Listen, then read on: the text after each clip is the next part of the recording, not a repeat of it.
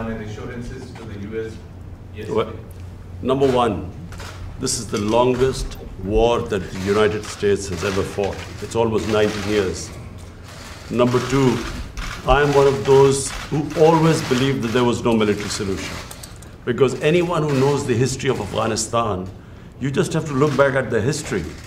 There was always going to be a political settlement at the end. And I have to compliment President Trump, because he has now forced people to end the war, to have a settlement.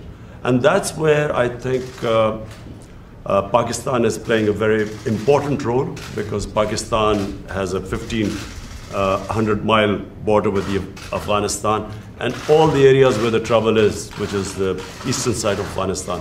So this is a critical time. I'm looking forward to my talks with President Trump. We have our military leadership here, because this is obviously a security situation.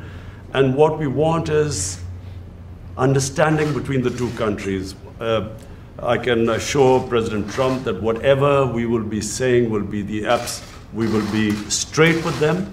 There will never be any question of any doubt on Pakistan's intent, because apart from Afghanistan, the country that wants peace in Afghanistan more than any other country is Pakistan, because we get directly affected by it.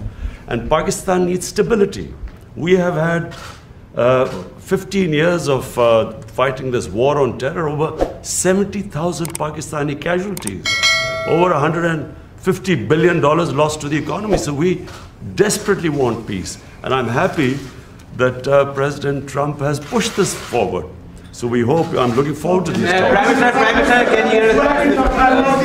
Prime Minister, and apart from Afghanistan, there is another security threat in South Asia, and that is Kashmir dispute unresolved by the United Nations and even by the US, who voted in support of that resolution in the UN.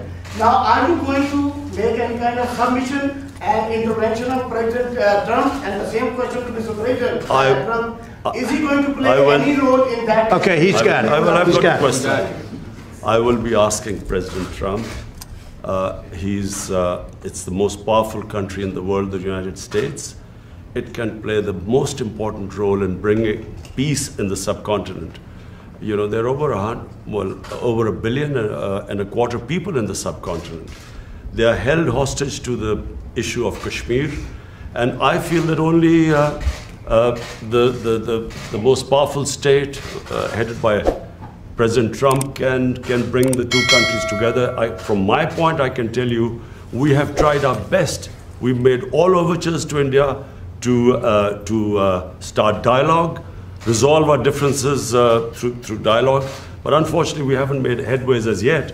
But I'm hoping that President Trump would...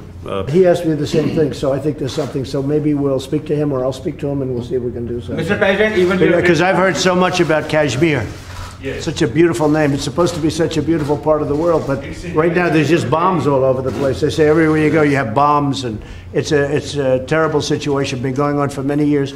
If I can do anything to help that, let me know. Let me give you one thing on Afghanistan as an example. So a lot of you don't know this, but we dropped the largest non-nuclear bomb ever built in history. We dropped it in Afghanistan. We were getting ready to make many of those bombs. This left a hole that was, it took out a lot of the tunnels and everything else, but it left a hole in the earth that looked like the moon. It looked like a crater from the moon, still there. Nobody's ever seen anything like it. People heard it 15 miles away. They said, what was that? It shook the earth. Non-nuclear, the largest ever made by far. And they were going to make many of them. And I said, no, we don't have to. I don't want to drop that. I don't want to do that. So many easy solutions. That's actually the easy solution. And they'd come in and they'd say, let's have peace, but you don't have to do that. I think we're going to be very successful without having to go that route. And I have tremendous confidence in the Prime Minister. All right, one or two more. Go ahead. Go ahead, please. Are you going to raise the issue of public treaty with Imran Khan and President to you regarding the freedom of the press in Pakistan? There are a lot of calls on the freedom of press, on the media, on the journalists. Can you comment on that? Go ahead. Pakistan press, to call Pakistan press as if there are curbs on it. Pakistan has one of the freest presses in the world.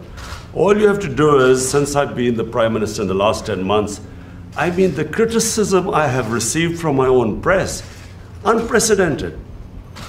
So to say that there are curbs on Pakistan press is a joke. When you say unprecedented, it can't, wait a minute, wait. There's no way you're treated worse than I am. Mr. Prime Minister,